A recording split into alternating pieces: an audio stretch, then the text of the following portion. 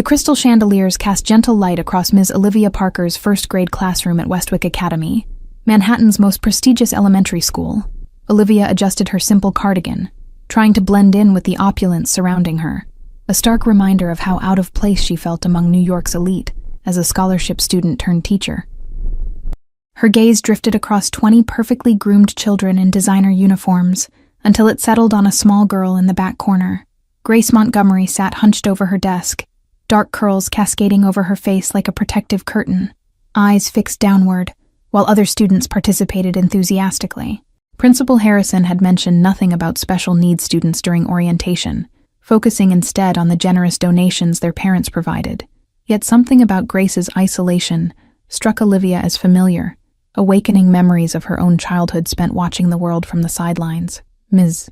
Parker, she never talks, whispered Penelope, a precocious blonde whose father owned half of Midtown. Daddy says her family is weird, and we shouldn't ask questions. The comment sent an uncomfortable ripple through Olivia as she observed Grace's tense shoulders and the way she flinched when classmates laughed too loudly. Not shyness, she realized. Something different. Something Olivia recognized from her years volunteering at her mother's speech therapy practice. When the bell rang for lunch, Olivia noticed Grace didn't join the stampede toward the cafeteria, instead pulling a lunchbox from her backpack with practiced precision. The bodyguard waiting discreetly by the door, unusual even by Westwick standards, confirmed Olivia's suspicions about the family's weird reputation. "Grace, would you mind staying a moment?" Olivia asked softly, approaching slowly to avoid startling the child. The girl's eyes widened with something between fear and resignation, her small hands gripping her desk as if preparing for disappointment. Olivia knelt beside Grace's desk, maintaining a respectful distance while keeping her face visible. "I noticed you seem to prefer working alone," she said, carefully forming each word while maintaining eye contact. Then, following a hunch, she raised her hands and signed the same message. The transformation was instantaneous.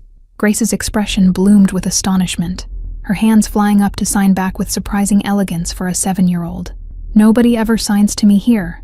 My last teacher made me try to read lips all day. My cousin is deaf," Olivia signed back, her heart swelling as Grace's shoulders relaxed for the first time. "Would you prefer I sign while teaching, or use both speaking and signing?" Grace's hands trembled with excitement as she responded, unaware of the classroom door opening behind them. "Both, please. Daddy tries to learn, but he's so busy with work that—" Her hands froze mid-sentence, eyes fixed on something behind Olivia, her expression shifting from joy to nervousness. A shadow fell across the desk, as Olivia turned to find herself looking up at the most intimidating man she'd ever encountered. Tall and impeccably dressed in what was unmistakably a bespoke suit, his dark eyes assessed her with calculated precision, while his hand rested protectively on Grace's shoulder. "Mr. Montgomery," Olivia said, standing quickly and extending her hand with more confidence than she felt. "I'm Ms. Parker, Grace's new teacher. I was just telling her that I know American Sign Language." Jonathan Montgomery's expression remained unreadable as he studied her, his handshake firm but not aggressive. "You didn't mention this accommodation in her file," he said, voice surprisingly soft, despite his imposing presence. "It wasn't in her file," Olivia replied, noting how Grace watched their conversation with focused attention, her small hands gripping her father's sleeve. "I recognize the signs from my experience with deaf education." Montgomery's gaze intensified, as if reevaluating everything about the young teacher before him. "Most people at this school treat my daughter's deafness as an inconvenience to be managed or ignored," he stated flatly, signing simultaneously for Grace's benefit. "Deafness isn't a problem to manage, Mr. Montgomery," Olivia responded, signing along with her words. "It's simply a different way of experiencing the world that requires adaptation from those around her, not just from Grace." The classroom fell into silence as Montgomery processed her words, his expression softening almost imperceptibly. "Grace hasn't smiled at school in months," he finally said, his signing more hesitant than his spoken words, but clearly practiced with care. "Daddy, can Ms. Parker stay my teacher forever?" Grace signed enthusiastically, her entire demeanor transformed from the withdrawn child of moments before. "She understands me." Montgomery's protective stance relaxed slightly as he observed his daughter's excitement. "I have meetings with the administration tomorrow regarding Grace's education plan," he said, his tone suggesting these meetings typically didn't end favorably. "With your permission, I'd like to be there," Olivia offered, her professional instincts overriding her natural caution around this clearly powerful man. Grace deserves an advocate who understands deaf education. "You don't know who I am, do you?" Montgomery asked, a strange mix of surprise and something like respect crossing his features. Most people in Manhattan recognize the name immediately. "Should I?" Olivia asked honestly, momentarily confused by the question. "I'm new to Westwick. Just graduated from NYU's teaching program last spring." Jonathan Montgomery studied her with renewed interest before checking his watch. "My driver will bring Grace home today," he said, handing Olivia a business card with only a phone number embossed in silver. "Call this number tonight. We have much to discuss about my daughter's education." That evening, Olivia paced her small apartment in Astoria, the business card burning a hole in her pocket as she debated the wisdom of calling. Her roommate, Jenny, had nearly choked on her coffee when Olivia mentioned the Montgomery name casually over dinner. "Are you insane?" Jenny hissed, pulling up a news article on her phone showing Jonathan Montgomery exiting a courthouse. "He's practically royalty in the criminal underworld. Real estate, nightclubs, shipping. Legitimate on paper, but everyone knows better." Olivia's stomach dropped as she scrolled through more articles. Rumors of connections to organized crime, charges mysteriously dropped, competitors who suddenly abandoned projects after discussions with Montgomery representatives. The polished businessman who'd stood in her classroom seemed worlds away from these allegations. Yet Grace's hopeful face kept appearing in her mind, a child caught between worlds, isolated by both her disability and her father's reputation. Closing her eyes, Olivia dialed the number, her teacher's instinct overriding her self-preservation. "Ms. Parker," Montgomery answered on the first ring, as if he'd been waiting by the phone. "I assume by now you've done your research on me and my family." "I have," she admitted, refusing to play games. "But my concern is for Grace, not your business dealings." A long pause stretched between them before Montgomery spoke again, his voice softer. "My driver will pick you up in 20 minutes. I believe it's better we discuss my daughter's education in person." The black SUV that arrived had windows tinted dark enough to be illegal, the silent driver opening the door without making eye contact. As Manhattan's skyline grew closer, Olivia rehearsed what she would say about Grace's educational needs, trying to ignore the voice in her head screaming this was a terrible idea. The vehicle pulled into an underground garage beneath a gleaming residential tower in Tribeca, where another suit-clad man escorted her to a private elevator, requiring both a key card and fingerprint scan. Security measures far beyond what even Manhattan's wealthy typically employed.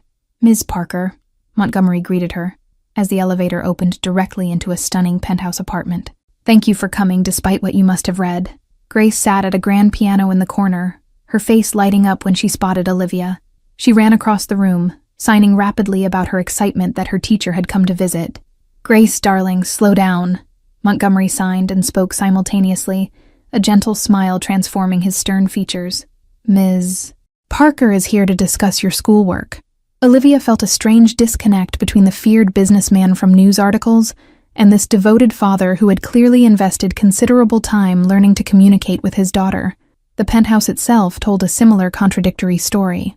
While undeniably luxurious with its panoramic Manhattan views, the space had been thoughtfully modified for Grace. Visual doorbell indicators, specialized lighting, and children's artwork prominently displayed, alongside what appeared to be priceless modern art. The home of a criminal mastermind or a loving father. Perhaps both. "I've arranged for us to meet with Principal Harrison and the board tomorrow morning," Montgomery explained, as a housekeeper silently delivered coffee. "They've been resistant to hiring a qualified interpreter, citing budget constraints." Olivia nearly choked on her coffee. Budget constraints at Westwick? The school that just built an Olympic-sized swimming pool? "Precisely why I requested your presence," Montgomery replied, his eyes calculating as he studied her. "They seem more responsive to outside educators than to my requests." Grace returned from her bedroom carrying a science project, eager to show Olivia the solar system model she'd constructed. Her precise explanations in sign language revealed an intelligence far beyond what her previous academic performance had suggested. "She's extremely bright," Olivia observed, watching Grace demonstrate the planetary rotations. "Her struggles aren't cognitive. She's simply been denied proper communication tools." Montgomery's jaw tightened, a flash of something dangerous crossing his features. "Her mother was deaf as well. Before she died, she made me promise Grace would have normal experiences, not be isolated in deaf-only environments. Is that why you chose Westwick instead of schools with established deaf programs?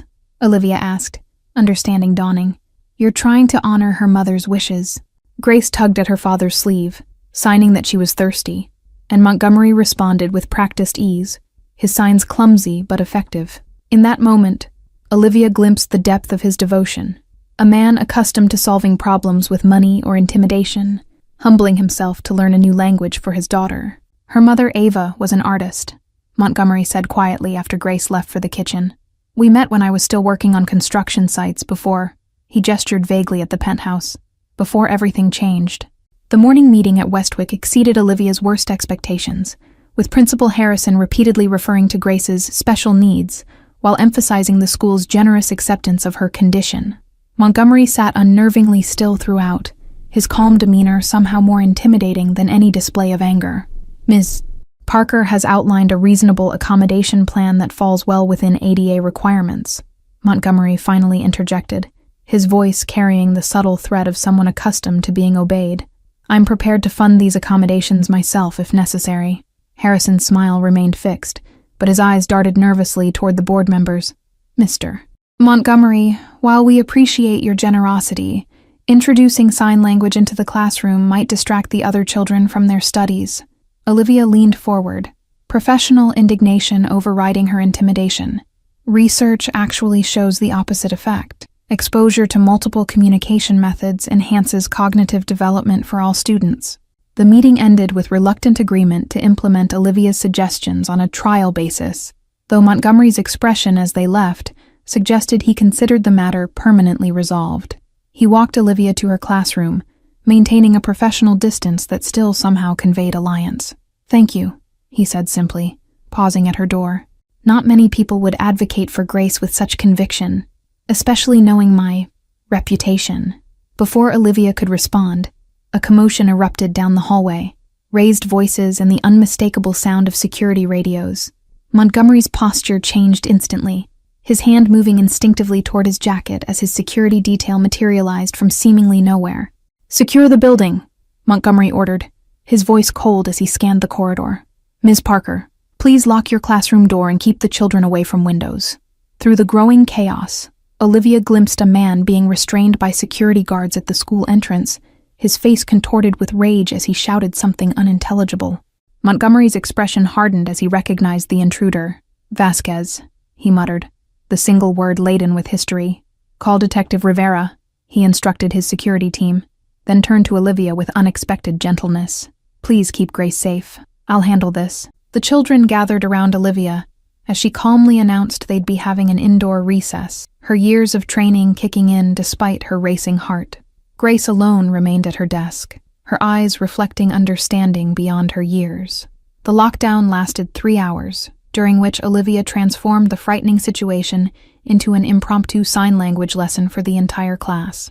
The children's natural curiosity provided welcome distraction, as Grace beamed with pride, teaching her peers basic signs.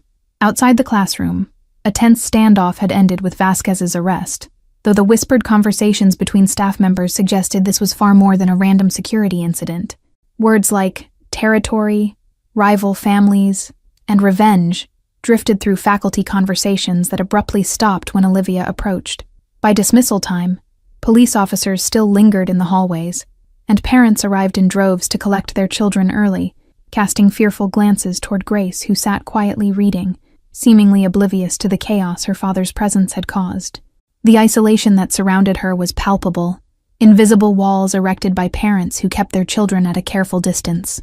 Ms. Parker, a moment please, Principal Harrison called as Olivia prepared to escort Grace to her waiting security detail. His typically composed demeanor had given way to undisguised anxiety, sweat beading along his hairline despite the cool air conditioning. Today's incident has raised serious concerns among our parent community, Harrison began, his words carefully measured. The board has called an emergency meeting regarding Mr. Montgomery's situation and its impact on our school environment.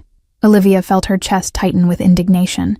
You mean they're discussing whether to expel Grace because of who her father is? Harrison's silence provided all the confirmation she needed, anger rising in her throat. She's a 7-year-old child who's finally beginning to connect with her classmates, and you're punishing her for circumstances beyond her control. Mr. Montgomery's business dealings have placed this institution at risk, Harrison countered, lowering his voice. Today's intruder carried a weapon, Ms. Parker. We have a responsibility to protect all our students. The revelation stunned Olivia momentarily, the reality of the danger hitting her with sudden clarity. What does the board expect me to do until they reach their decision? Continue teaching, but prepare your students for possible changes, Harrison replied vaguely, and understand that your advocacy for Grace Montgomery has not gone unnoticed. Your probationary contract gives us considerable flexibility regarding your continued employment. The implied threat hung in the air between them, as Olivia gathered her belongings, rage and helplessness battling for dominance. Outside, Montgomery's security chief waited with Grace, his expression softening almost imperceptibly at the child's excited signing about her classmates learning to sign hello.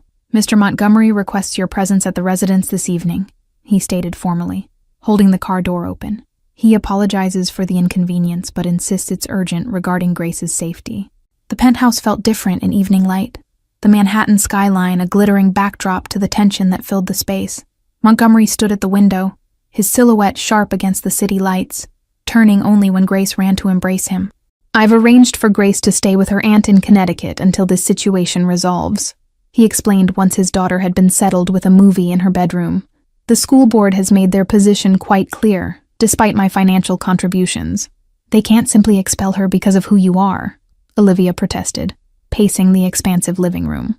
There are laws protecting students from discrimination. Montgomery's laugh held no humor. Laws apply differently to people like me, Ms. Parker. They'll cite security concerns, create documentation of behavioral issues that never occurred, and make Grace's life miserable until I withdraw her voluntarily. The bitter truth of his words settled between them, as Olivia sank onto the leather sofa, the magnitude of institutional injustice weighing heavily on her shoulders. What about other schools? Private academies with deaf education programs? Vasquez's appearance today wasn't random, Montgomery replied, his voice dropping to a dangerous timbre. His family has been tracking Grace's movements, looking for leverage against me. The implications hit Olivia like a physical blow.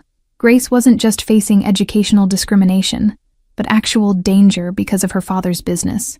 Why would they target a child? What could they possibly gain? The Vasquez family lost everything in Colombia before coming here, Montgomery explained, fingers tightening around his glass. They believe my shipping company smuggled their rival's product through Miami, costing them millions and 3 family members. Olivia's mind reeled at the casual mention of drug trafficking, her teacher's worldview colliding violently with the shadow economy that operated alongside legitimate society. Her silence prompted Montgomery to continue, his eyes fixed on the rain-streaked windows.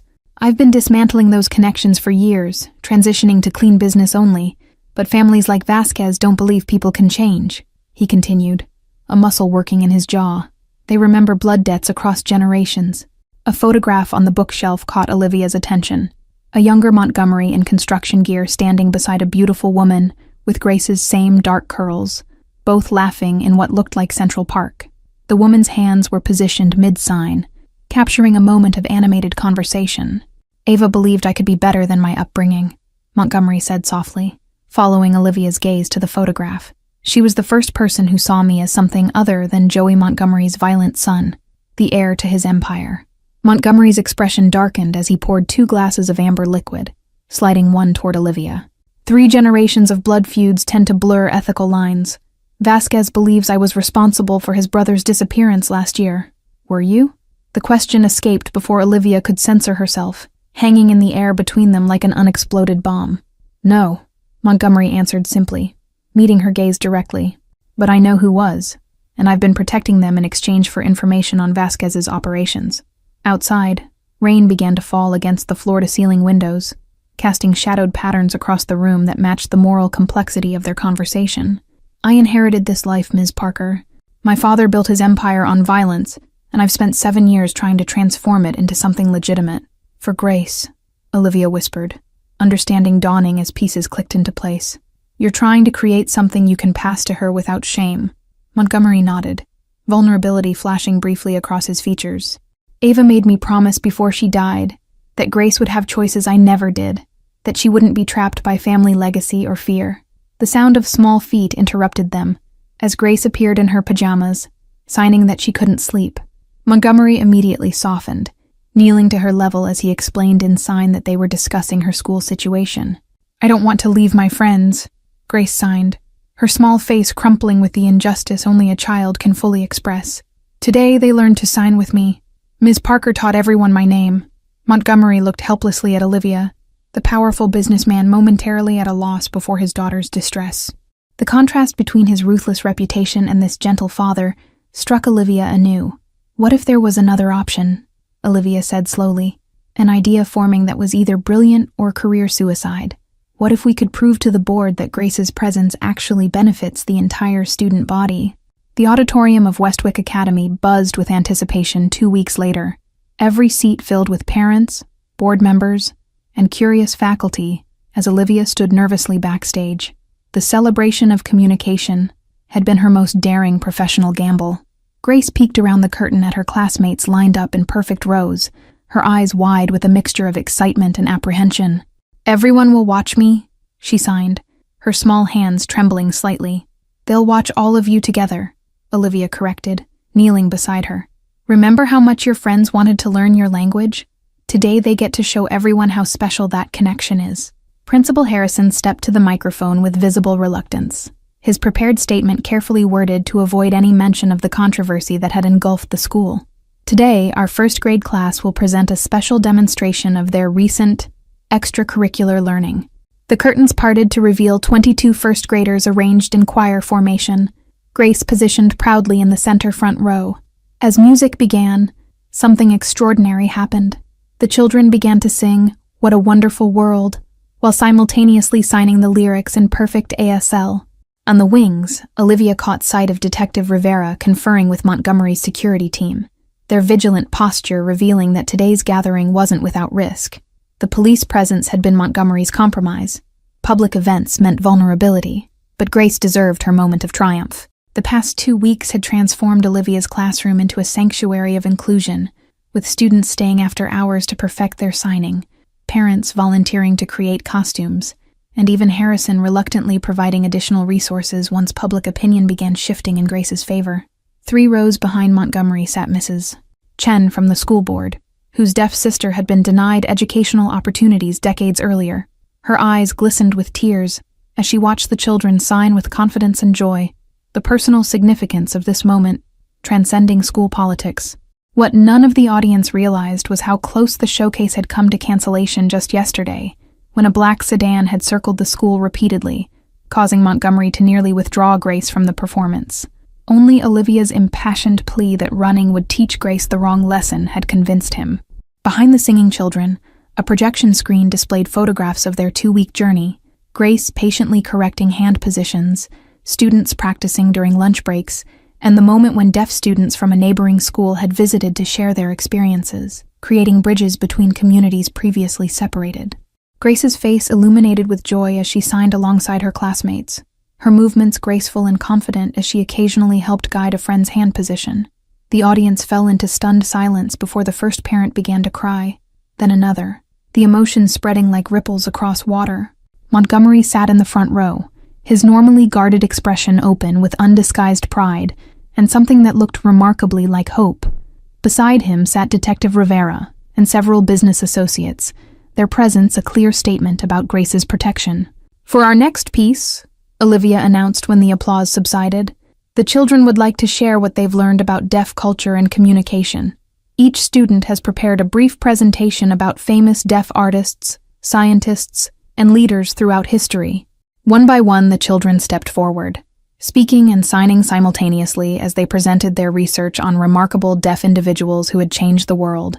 Each concluded by signing "Thank you" directly to Grace, acknowledging her role as their teacher. By the time the presentation ended, the atmosphere in the auditorium had transformed completely. Parents who had demanded Grace's removal now approached Montgomery with congratulations. Board members whispered urgently among themselves, and Harrison's forced smile had given way to genuine contemplation. "The Montgomery Foundation is pleased to announce a donation," Montgomery stated at the reception afterward, his public voice smooth and practiced. "We will be funding a comprehensive sign language program for all Westwick students, alongside scholarships for deaf students from across New York City." The announcement sent ripples of excitement through the crowd, Though Olivia noted the calculating expressions on several board members' faces, the financial benefits of Montgomery's continued patronage clearly outweighing their previous concerns. Principles, it seemed, were negotiable when significant donations were involved. Grace tugged at Olivia's hand later that evening as they stood in the empty auditorium, the child's expression serious as she signed, "My father says you risked your job for me. Why would you do that?" "Because everyone deserves to be heard," Olivia signed back, her heart full as she watched Grace process this simple truth. "And sometimes we need to help others listen." 1 year later, Olivia stood nervously in the newly renovated Montgomery Learning Center, formerly the East Wing of Westwick Academy, now transformed into Manhattan's premier inclusive education facility. Beside her, Montgomery, Jonathan now, after months of careful friendship evolving into something deeper, adjusted his tie before the ribbon-cutting ceremony. Thank you all for following this story. If you enjoyed it, please write in the comments where you're watching from. And don't forget to like, subscribe, and share this video as your support is essential for me to continue creating content like this.